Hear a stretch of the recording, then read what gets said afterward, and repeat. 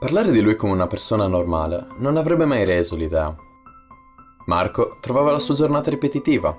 Sempre le stesse cose accompagnavano la sua noia. Scuola, pranzo, computer, corsetta e poi letto. La cosa strana è che di tutta questa noia Marco non diceva niente. Subiva in silenzio perché gli stava bene. O beh, per essere sinceri fino in fondo, non diceva niente per quanto riguardava la sua vita. Ma in realtà era una di quelle persone che quando uno gli diceva Beh, insomma, oggi non penso di fare niente.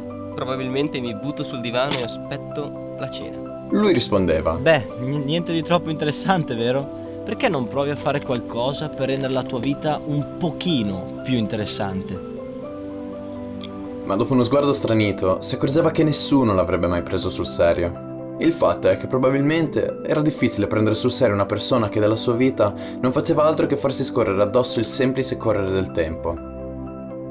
Lo appassionava tutto e niente, e pretendeva che tutto arrivasse così come nella vita gli è arrivato fino in quel momento, schematicamente. Niente che non fosse ben organizzato e premeditato non sarebbe in alcun modo entrato nella sua vita. Non ha tempo per altre cose, e in fondo è ciò che lo fa stare bene. Il minimo indispensabile, no? Mai si immaginerebbe di trovare delle fette biscottate scadute, la scuola chiusa per neve, internet non funzionante, un cane sulla via di casa o il letto non fatto. Ma la storia sarebbe troppo noiosa in questo modo e abbiamo deciso che qualcosa, che Marco lo voglia o no, sta per succedere.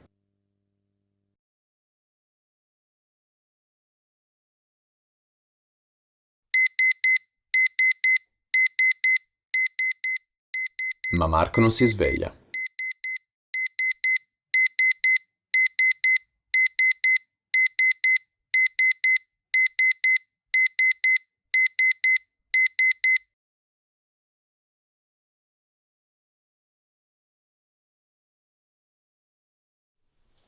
Merda!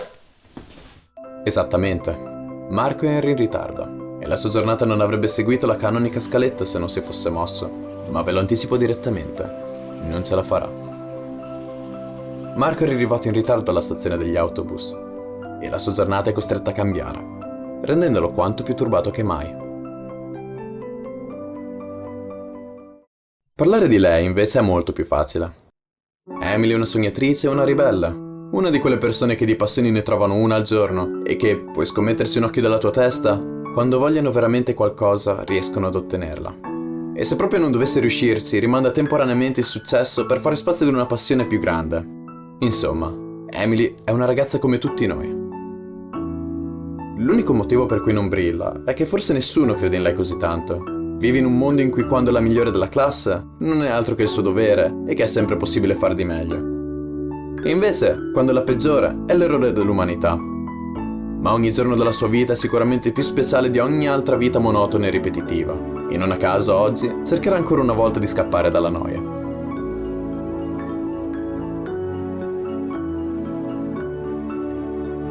Emily è felice così. Non vuole altro che la sua passione per la musica per rendere la sua giornata speciale. Ma un'amica sta arrivando e presto Emily dovrà smettere di suonare. Ehi, ti ho aspettato per più di 30 minuti, ma ti sembra il modo? Anche il cellulare, cavolo, guardalo. Ti avrò chiamato almeno 10 volte. Oddio, scusa, mi sono incantata a suonare e non ho fatto caso all'orario. Vabbè, dai, non ti preoccupare. Ad ogni modo sapevo che ti avrei trovata qui. Che ne dici se andiamo a fare un giro come avevamo detto?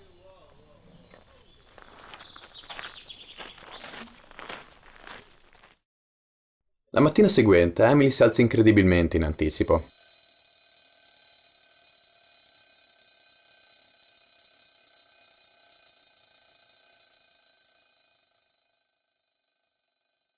Beh, in anticipo per i suoi standard. Ma oggi ve lo anticipo direttamente.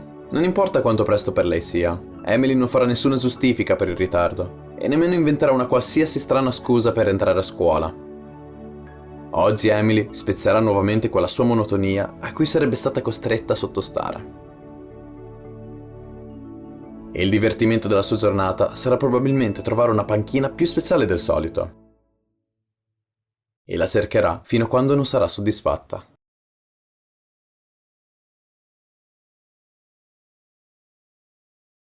Quella sembra un'ottima panchina per un concerto del tutto speciale.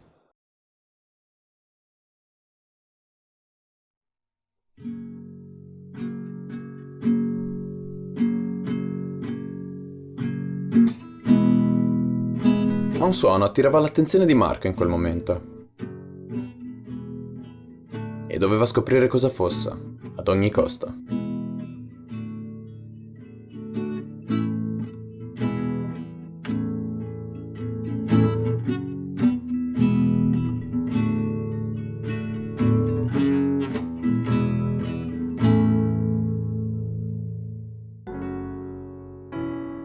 Wow, che scena romantica. I due passeranno una giornata incredibile insieme e scopriranno quanto l'uno sia il completamento dell'altro, quanto uno sia lo yin e l'altro sia lo yang. E capiranno di essere finalmente due punti allineati ed uniti. Da quel giorno, felici e contenti. Quindi la tua storiella d'amore finisce qui? Beh, che si trattasse di una storia d'amore era chiaro. E che i due si sarebbero dovuti incontrare l'avevi probabilmente capito dall'inizio. Ammetti che però speravi nel succedersi di quello che hai già visto. Ma sì, ma non capisco. Cosa vuoi dire? Quello che non ti ho detto è che in realtà i due vivono due storie differenti. Vivono su due binari opposti e non si incontreranno mai. Non ti preoccupare, Marco incontrerà davvero Emily, ma probabilmente in uno dei suoi sogni lontani dalla monotonia della quotidianità. Quello che devi capire è che ci siamo divertiti a manipolare la storia di due persone. Abbiamo collegato due punti di due vite che non si incontreranno mai. Quindi cosa stai cercando di dirmi? Sto cercando di dirti che la verità è che in fondo nella vita siamo sia marionette che marionettisti. E la verità più grande è che siamo sia marionette che marionettisti, allo stesso tempo, in ogni istante della nostra vita. Immaginati se Marco fosse stato più marionettista che marionetta. Quante cose sarebbero cambiate nella storia. E se io che ti parlo fossi sia marionettista che marionetta, questo non posso dirtelo con certezza. E non posso dire con certezza nemmeno come la storia sia andata realmente. Ogni grande storia ha un finale glorioso e degno, che sia quello che vedi o che sia quello che pensi. Un finale effettivo o un finale alternativo.